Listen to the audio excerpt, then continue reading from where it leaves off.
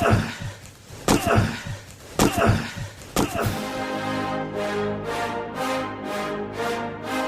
rolls out to the right, pitches off to Taylor, and Taylor's to the 20, down to the 15, down to the 10, 5, 4, 3, 2, 1. Touchdown, Billy Taylor! Touchdown, Billy Taylor! Billy Taylor scored a touchdown from 21 yards out. The crowd goes berserk. It was November 22nd, 1969. That they came to Berry, Michigan, all dressed in maize and blue. The words were said, the prayers were read, and everybody cried. But when they closed the coffin, there was someone else inside.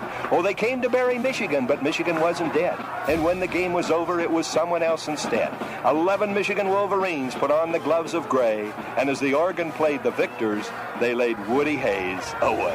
Under center is Wangler at the 45. He goes back. He's looking for a receiver. He throws downfield to Carter.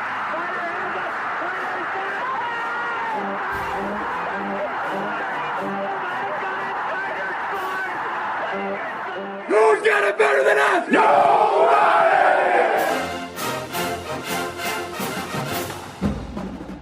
Welcome to the Michigan Man Podcast on Wolverine Sports Radio, a member of the V Sporto Network, and in partnership with SB Nation's Maize and Brew, for Wolverine fans from coast to coast. Go Blue, and welcome to our Ohio State Visitors Edition of the show. I'm your host, Mike Fitzpatrick. It's finally here, Michigan-Ohio State Week. Let the hype begin. With us today to share his thoughts on this week's game is the radio play-by-play voice of Ohio State football, Paul Keels. First, a few of my thoughts, and a couple of takes from Jim Harbaugh's Monday presser to get us going. Ohio State fans have waited a year for this one. They are chirping about the lack of respect shown them by Michigan fans after last year's game, and how the fan base has been puffing their chest over one victory. Well, for Michigan fans, this is about making it 2 in a row in the rivalry, winning in Columbus, and proving we are back as a program to stay. The back and forth between the fan bases will be fever pitch all of this week, rest assured. There are injuries to be concerned with on both sides, but you've got to believe that if players on either side can go this Saturday, even if they're dinged up, they will. I have no idea what to expect on Saturday, but it is going to be a tough task beating this Ohio State team in that snake pit. I think they have the game breakers and an improved defense, but we have plenty to match them, and I can't wait. At his Monday presser, a very hoarse Jim Harbaugh was asked how he has prepared for Ohio State this year. Keeping track of them, there's things we do in practice to prepare for them. We know Ohio State's our toughest competition. This will be our toughest test to date. Jim was asked for his thoughts on that improved Ohio State defense. See, the defense is really good. 17 takeaways, 10 interceptions, six recovered fumbles, 16 forced fumbles, 3 defensive touchdowns. I think it's a very strong team. Jim said he thinks Ohio State is an improved team overall, and he's grateful for the opportunity to play them. I think they're a really good team, improved team. It's a tremendous team, and we're very grateful to be in this position to be playing in this game. Winner takes the East. Winner takes all right there. So, strong opponent. It's the kind of situation that gives you the opportunity to display how strong our team is. There's no need to hate. Be grateful for the opponent. It's like superheroes. It's through a strong opponent that you get to find out who you are.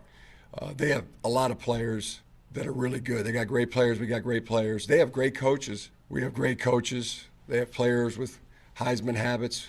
We have players with Heisman habits. And congratulations.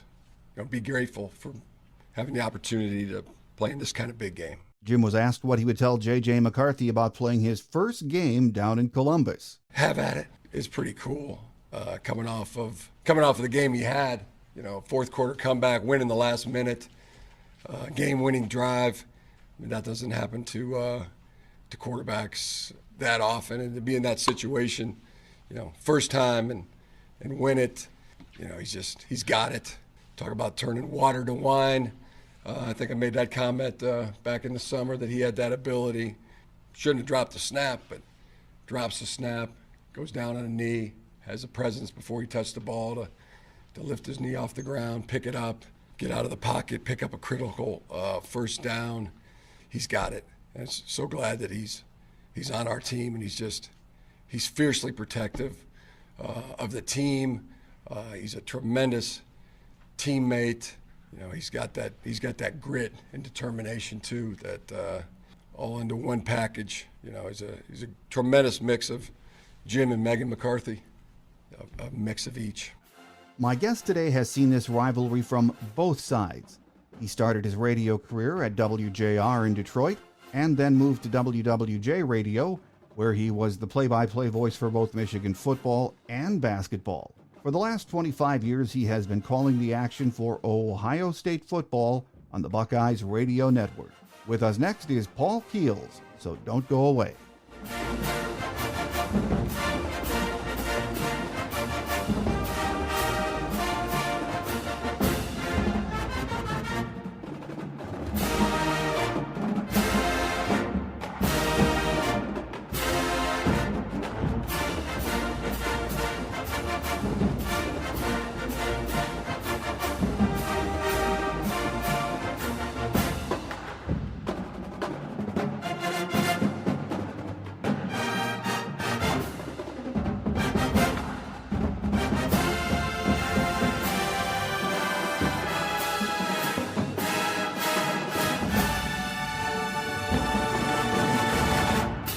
Here with us today on our visitors edition of the show is radio play-by-play voice of Ohio State football, Paul Keels. Great to have you with us, Paul. My pleasure. Glad to do it, Mike. Well, Paul, it's your 25th year behind the microphone calling the action for Ohio State. In that time period, and I know well before that because you grew up in the Cincinnati area, you've seen a lot of great games in this rivalry. Should be another good one on Saturday. It certainly seems that way when you think about not just the records, but with how the teams have played, some of the individual names that have starred for the respective teams all season. I think the added element coming into it is they both had in different ways a little bit of a struggle in the previous week in their games against both Illinois and Maryland. So, but, you know, with the Conference East Division Championship on the line, very possibly a berth in the college football playoffs on the line, there's a lot at stake. And we know both teams have players dinged up for this game, Paul, which is what you get after 11 weeks of action in the Big Ten. But Travion Henderson and Mayan Williams have been fighting injuries recently.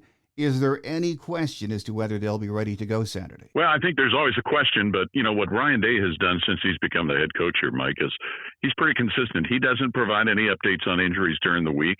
Ohio State will release availability report on early Saturday morning. But, you know, it seems funny over the years with both schools, a lot of times this game has a way of getting people healthy and ready to go. So, you know, I think the anticipation is if there's any possibility that any of the people on either team that fall into the injured category, if there's any way they can go, I think they're going to go. Well, and at the end of Saturday's game, it looked like C.J. Stroud was limping just a little bit. Any word on whether he has anything that's maybe going to impact Saturday? No word. And again, Ryan Day and Ohio State, they do not release any information on injuries. So, but, you know, C.J. Stroud's been healthy for most of the year. You know, like you said, late in the season, guys have bumps and bruises and things like that. You know, the other positions are the ones of more concern. But, you know, C.J. Stroud's been a tough battler all season long. And, you know, a limp would be not enough, you would think, to keep him out of this game. Yeah, and even with all of the injuries that Ohio State's been dealing with, and whenever I've gotten to see them here in the last month or two, that offense is still just very explosive, isn't it? It certainly is. And, you know, and part of what you're talking about in regard to injuries is they've done it for the most part all season without the guy who was expected to be their best receiver, Jackson Smith and Jigba. He's only played in parts of 2 football games, but the other receivers, along with what Stroud's done at quarterback and also Cade Stover at tight end, they've really made for what's been an explosive passing attack. And when need be, they've been able to run the ball, probably not as well as they'd like, not as consistently as they'd like, but they've been able to get the rushing production when they've absolutely had to have it. And I know in the offseason, we all know that Coach Day wanted to improve that defense after last year, bringing Coach Knowles in, and it certainly is much better, isn't it? It has improved, and now there's still room for them to grow, and they'd like to clean up some things, but we certainly have seen that. But a lot of it has to do also with the fact that you're looking at a lot of players that have another year experience. You know, Steele Chambers in his second full year playing linebacker after starting it as a running back at Ohio State. Tommy Eichenberg in his second year as a starter. Lathan Ransom at safety, who's had an incredible month here, a guy that broke his leg in the Rose Bowl and made an incredible recovery there. So, and a group of defensive linemen who really as a gang have played very well. So the defense has improved, but there's no question they're heading into the biggest test that they've seen all season. Well, Paul, my radio career was getting started in the late 70s, about the same time yours was when you were at WJR in Detroit and then over at WWJ doing play-by-play for Michigan. And so you've seen the rivalry from both sides. And I grew up on the Ohio border, so a lot of my buddies always say, Michigan fans don't seem to take this game as seriously or are as rabid as Ohio State fans when it comes to the game.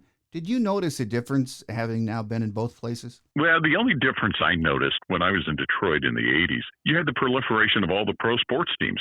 So, the attention was divided a little bit, but there certainly was a sense when it came to the week of this game that the intensity for Michigan fans was there just as much as it was for Ohio State fans. So, everybody has their own feeling about that, but, and I was there at the time when Bo Schembechler was still coaching. So that by itself really had a whole lot to do with what made the rivalry what it was. Well, Paul, some areas of the country, feel differently. Down in Alabama with the Auburn-Alabama game. But most of us here in the Midwest think there is no better rivalry in all of sports. If there's one, I don't know what it is. But it is great to have the game mean so much, a second year in a row, isn't it? Absolutely. And, I think over history you've seen, really since the late 60s when Bo got to Ann Arbor, and then you had the 10-year war with he and Woody. This game more often than not has meant something. And it's nice that the conference went into divisions in the different directions that they've had and all of the different augmentations that have occurred to the schedule with the BCS, with the college football playoff, and hopefully with what comes with the playoff expansion in the future, that it's a rivalry that will still be protected. It will still mean an awful lot. I think everybody would still like to see it be the last regular season game.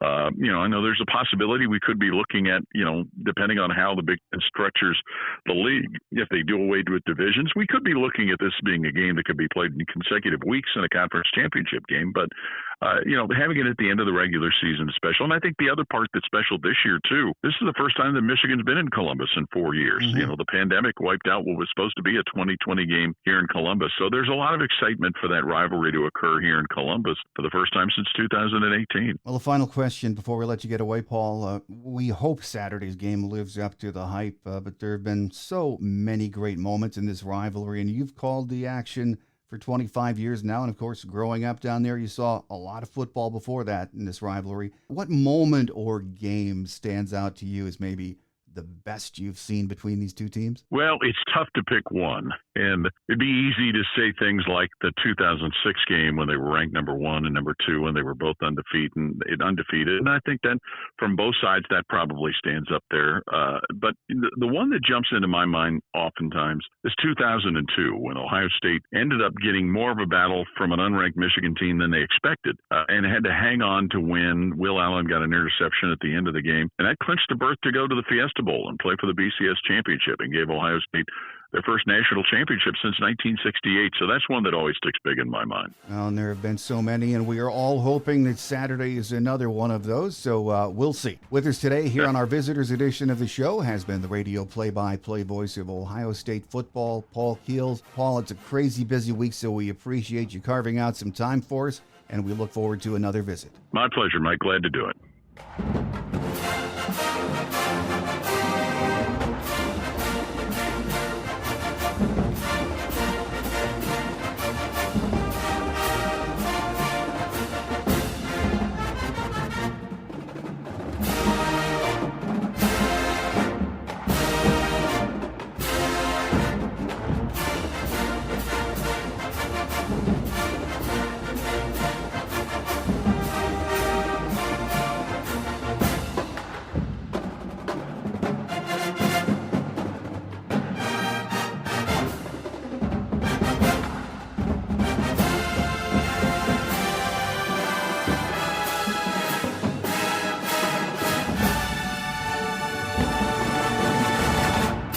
On Quick Hits today, we wish we would have had a little more time with Paul Keels, but hey, it's Thanksgiving week. There's a lot going on with the media guys when it comes to this week, so we were just happy we could get Paul on the show.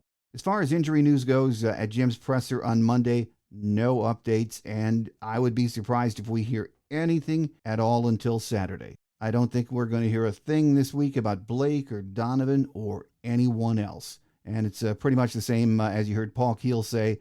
Ryan Day and Ohio State are going to say zip about any of their injuries. I would expect that if they are remotely healthy, both their guys and our guys, they will be out there on the field this Saturday. As of right now, it doesn't look like weather will be a factor or a huge factor in the game. The forecast can change, but as of right now, the weatherman is calling for temps in the 40s, maybe a little bit of rain. We will update the weather, though, on Thursday's show.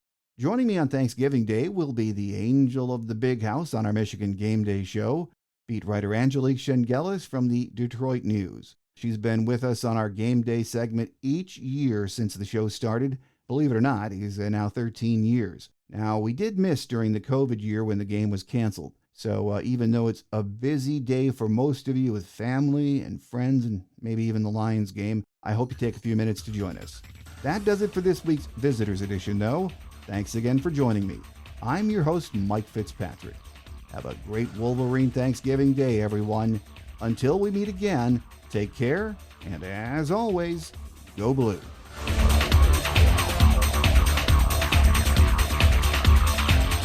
Thanks for joining us today on The Michigan Man, here on Wolverine Sports Radio, a member of the V Sporto Network, and in partnership with SB Nation's Maize and Brew. Our listener lines are open 24/7 for your calls at 313-263-4842. That's 313-263-4842. Or email us at themichiganmanpodcast@yahoo.com. That's themichiganmanpodcast@yahoo.com. The Michigan Man Podcast is produced at the studios of Robin Lynn Productions, Allen Park, Michigan, and is not affiliated with the University of Michigan. Go Blue!